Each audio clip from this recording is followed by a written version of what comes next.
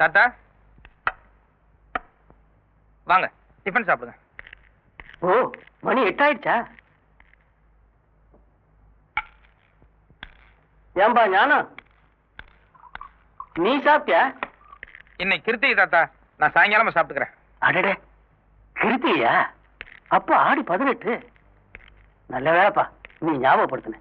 இன்னைக்கு மத்தியானம் ஒரு 100-150 பேரு நம்ம வீட்டுக்கு விருந்துக்கு வருவாங்க. நீ என்ன பண்ற, உடனே மளிகை கடைக்கு போய் வேணுங்கிற சாமான்ல வாங்கிட்டு வந்துரு. எத்தனை பேர் வந்தாலும் தேவையான அளவுக்கு வீட்டுல மளிகை சாமான் இருக்கு தாத்தா. அது இல்லப்பா, இன்னைக்கு காந்திஜி, வினோபாஜி, நேதாஜி இந்த 3 ஜியுமே நூற்றுக்கணக்கான தொண்டர்களோட தண்டி யாத்திரை போறதுக்காக நம்ம ஊர் வழியா வராங்க. அவங்க எல்லாருக்கும் நம்ம வீட்டுல விருந்து வச்சுட்டு அவங்க கூடவே இன்னைக்கு நானும் தண்டி யாத்திரைக்கு போயிட்டு வந்துடுறேன். தாத்தா, காந்திஜியோட சம்சாரத்துக்கு உடம்பு சரியில்லையா, அதனால தண்டி யாத்திரை கேன்சல் ஆயிடுச்சுன்னு சொல்லி நேத்தே எனக்கு தந்தி வந்தது. நான் தான் உங்கள்கிட்ட சொல்ல வரது. உளராத. காந்திக்கு சம்சாரத்தை விட இந்த தேசம் தான் முக்கியம். இன்னைக்கு கட்டாய தண்டி யாத்திரை உண்டுன்னு காலையில எனக்கு தந்தி கொடுத்திருக்காரு. புடி, போய் உடனே மளிகை சாமான் வாங்கிட்டு வா.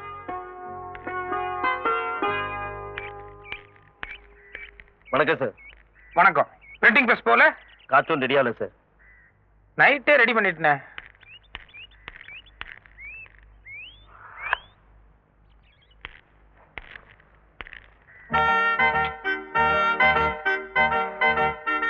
காலங்காத்தால இப்படி நீட்டுறீங்களே, காலைல வேலைக்கு வரும்போதே இந்த காலை கடன் எல்லாம் முடிச்சுட்டு வரக்கூடாதா?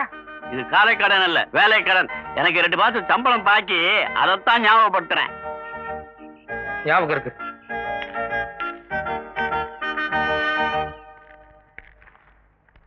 ஸ்ரீதர், இத காலையிலேயே கொடுத்து அனுப்பிச்சிருக்கலாம்ல? காலையிலேயே ஸ்கேனிங் கொடுத்துக்கலாம்ல? தலைக்கு ஒரு சீவக்கா, தாடிக்கு ஒரு சீவக்காயா? எப்படியே நீங்க கவிதை எழுதுவீங்கல்ல, அப்படியே 2ஐயும் சேர்த்து கொடுத்துடலான்னு பார்த்தேன். ஒரு வேலை முடியட்டும் நினைக்க மாட்டீங்களே? சரி சரி, கவிதையை சொல்லுங்க. கனவொன்று கண்டேன் தோளா, ஆ? கனவொன்று கண்டேன் தோளா, அதில் கடன் இல்லாத புதிய பாரதம் மலர கண்டேன் தோளா. ஓ அது சார், நீங்க தப்பா நினைக்கலன்னா நான் ஒண்ணு சொல்லாமா? நான் எப்பவுமே அடுத்தவங்க அபிப்பிராயத்துக்கு செவிசாய்க்கிறவன். சொல்லுங்க.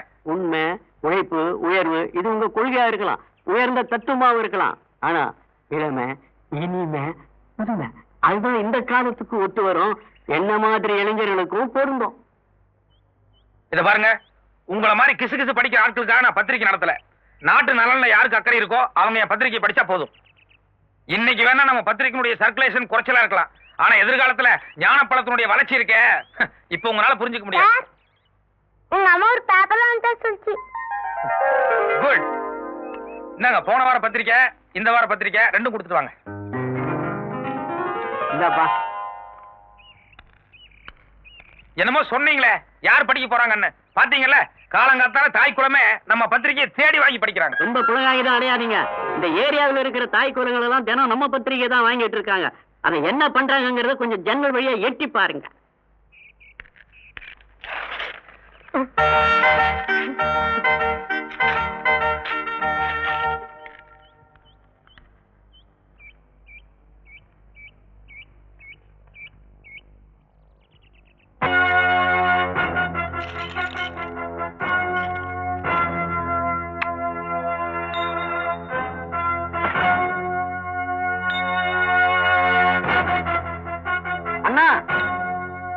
புது மந்திரிகள் காத்துக்கிட்டு இருக்காங்க அண்ணா. ஏய், பாத்ரூம்ல போ. நானா வந்து கதவை தட்டுற வரைக்கும் கதவை தரக்கூடாது. அண்ணா, இவர் வந்து காட்டு இலக்கா மந்திரிங்கண்ணா, அவர் வந்து கல்வி இலக்கா மந்திரிங்கண்ணா. ஏதாவது திட்டத்தோட வந்திருக்கீங்களா? திட்டங்களா? அண்ணா, நான் ஒரு புண்ணாக்கு வியாபாரி, இவரு மாட்டுக்கு ஆடம் அடிக்கிறவரு. திடீர்னு மந்திரி ஆகிட்டாங்க, அதனால திட்டங்கள்லாம் நீங்க தானே சொல்லணும். ஆமாண்ணா. தமிழ்நாட்டு ஜனங்களுக்கு படிப்பறிவு ரொம்ப கம்மியா இருக்கு. அதனால தொகுதிக்கு ஒரு 10 பள்ளிக்கூடம் கட்டுறதா திட்டம் ஒண்ணு கொண்டு வாங்க. நான் ஒரு 20 கோடி ரூபாய் சாங்ஷன் பண்றேன். நல்லதுண்ணா. நீங்க வனத்துறை தானே? ஆமாண்ணா. காட்டுல மரங்கள்லாம் ரொம்ப அழிஞ்சு போச்சு. நாட்டுல மழை இல்லாம ஜனங்க ரொம்ப கஷ்டப்படுறாங்க. அதனால மரம் வளர்ப்பு திட்டம்னு ஒரு 50,000 ஏக்கருக்கு ஒரு ஸ்கீம் கொண்டு வாங்க. உங்களுக்கு ஒரு 20 கோடி சாங்ஷன் பண்றேன். என்ன புரியலையா?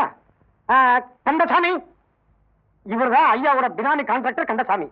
2 கோடி ரூபாய் செலவுல மொத்த தொகுதிக்கும் பள்ளிக்கூடத்தை கட்டி முடிச்சிருவாரு. இந்த பாக்கி 18 கோடி இருக்குல்ல, அதுல பாதி நீங்க எடுத்துக்கங்க, மீதி ஐயா கொடுக்கும்போது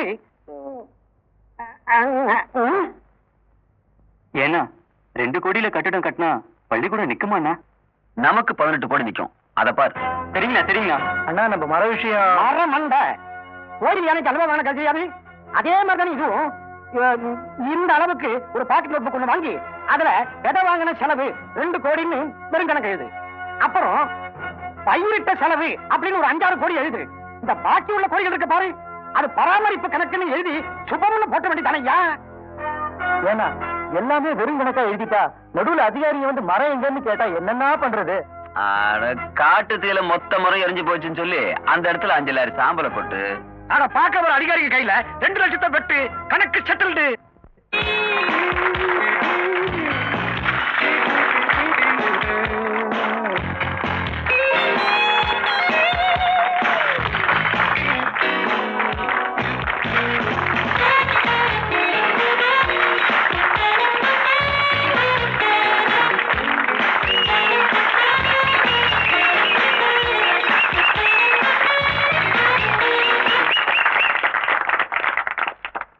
My dear ladies and gentlemen, நவரசங்களிலே சிறந்த ரசம் எதுவென்று கேள்வி எழுப்பினால் அதற்கு பதில் சொல்வது கடினம். அதைப் போல இந்த போட்டியில் பங்கெடுத்துக் கொண்ட அழகிகளில் சிறந்த அழகி யார் என்ற கேள்வி என் முன்னால் எழுப்பப்பட்டுள்ளது. சிரமமான போராட்டத்துக்கு இடையில் சிறந்த அழகிகள் என்ற 3 தேர்ந்தெடுத்துள்ளோம். முதலில்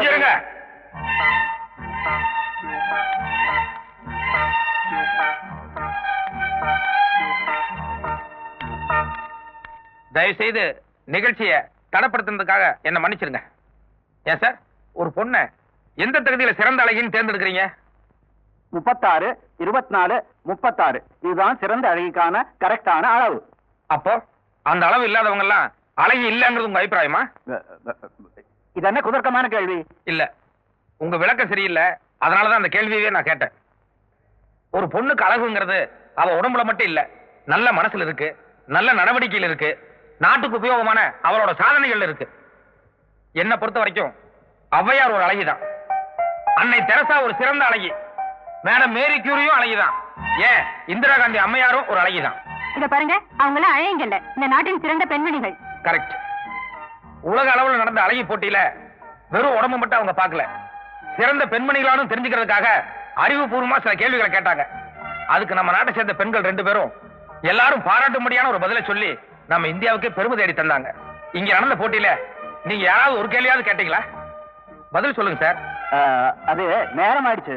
நேரம் ஆகல, உடம்பு ரசிக்க மட்டும்தான் உங்களுக்கு நேரம் இருந்தது. அவன் முதல்ல கழுத்தை பிடிச்சு அழகி போட்டிக்கு எவ்வளவு செலவு பண்றீங்க? அதை ஏழை பாருங்க, அதை சொல்லலாம்ல. அன்னைக்கு ஜனகணமன பாடும் போதுதான் காமெடி பண்ணாருன்னு நினைச்சா இங்கேயும் வந்து ஆரம்பிச்சாரு. Something special.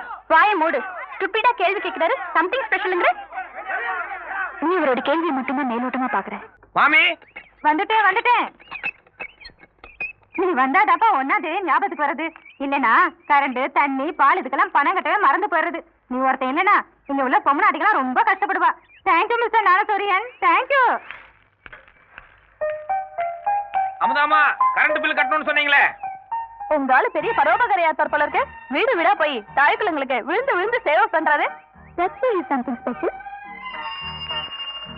அன்னபூர்ணியம்மா, ரேஷன் வாங்கணும்னு சொன்னீங்களே. இந்தாப்பா, இந்தா. என்ன?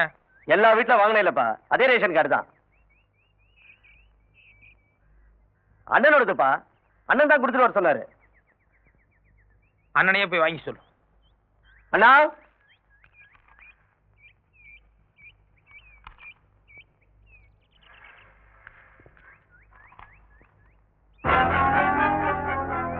ஏயா பழம், இந்த காலனில இருக்கிற ஒவ்வொரு வீட்டுக்கு நீயா தேடி போய் பொது சேவை பண்ற. அண்ணன் என் ஒத்தனுக்கு மட்டும் பழம் கொடுக்க பாக்குறிய? ஏன்? இது பார், முதல் வீட்டுல இருக்கிறவங்க ஆபீஸ் உத்தியோகம் பாக்குறவங்க பில்லு கட்டுறதுக்காக ஒரு நாள் லீவ் போட வேண்டியிருக்கும். அதே மாதிரி 2வது வீட்டுல இருக்கிறவங்க வயசானவங்க வெயில்ல கியூ நிக்கிற அளவுக்கு அவங்க உடம்புல தெம்பு இல்ல. இப்படி ஒவ்வொரு வீட்டுக்கும் ஒவ்வொரு காரணத்துக்கான உதவி பண்ணிட்டு இருக்கேன். ஆனா நீ ஒரு சின்ன திருத்தம். நீ சொல்ற காரணம் சரியில்லை, அண்ணன் சொல்றேன். ஒவ்வொரு வீட்லயும் ஒரு வயசுக்கு வந்த பொண்ணு இருப்பாங்க. ஏன்? சத்தியமான வார்த்தை. ஒரு சில வீட்டுல கிழவனுங்களுக்கு வாக்கப்பட்ட குமரி பொண்ணுங்க இருப்பாங்க. இது எப்படி? முதல்ல சொன்னது நச்சுன்னு இருந்துச்சுண்ணே, இப்ப சொன்னது பஜக்குன்னு இருக்குண்ணே. அதனால இப்படி பல சௌரியங்களுக்காகவும் பலான சௌரியங்களுக்காகவும் தான் நீ வீடு வீடா ஹெல்ப் பண்ற மாதிரி ஷோ காட்டுற. இது ஏன் கணிப்பு? இதுக்கு 9. தோட்டத்திலே கொண்டு போய் மேய விட்டாலும் பண்ணி எதை திங்குமோ அதைத்தான் திங்கும். அதனால உன் டேஸ்டுக்கெல்லாம் நான் பதில் சொல்லிட்டு இருக்க முடியாது. கடைசியா கேக்குற, நீ இப்ப காடு வாங்க போறியா இல்லையா? முடியாது.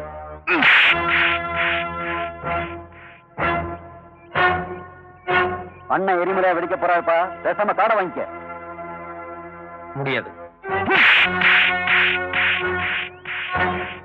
உன்னால என்ன அடிக்கத்தான் முடியும், அடி பண்ணி வைக்க முடியாது. முடியாது. எங்க வீட்டு ஆம்பளைங்க வேற வெட்டிக்கு வெளியே போயிருக்காங்க, அதனால அவர் உதவி பண்றாரு. உனக்கு ஏதாவது தேவைன்னா நீ போய் வாங்கிக்க வேண்டியதானே?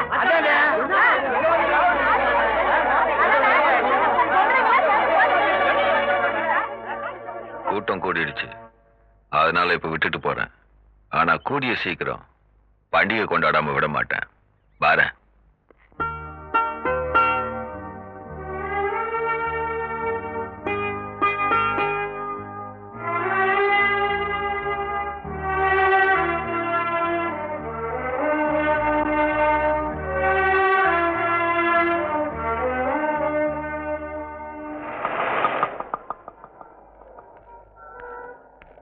வணக்கம் சார். வணக்கம். நான் ஞானப்பழம் பத்திரிகை ஆசிரியர். என்ன விஷயம்? நம்ம நிதியமைச்சர் 100 கோடி ரூபாய் செலவுல 10 அம்ச திட்டம்னு ஜனங்களுக்காக புதுசா ஒரு ஸ்கீம் கொண்டு வந்திருக்காரு. அதை பத்தி உங்க கருத்து கொஞ்சம் சொல்லுங்க. ரெட் சிக்னல் வந்துருச்சு, டேஞ்சர்னு வண்டியை நிறுத்தினேன். அதை விட டேஞ்சரான கேள்வி கேட்கறீங்க. உங்க கேள்விக்கு இந்த சிக்னல்ல பதில் சொன்னா அடுத்த சிக்னல் வரைக்கும் நான் போய் சேர மாட்டேன் சார். ஆளை விடுங்க.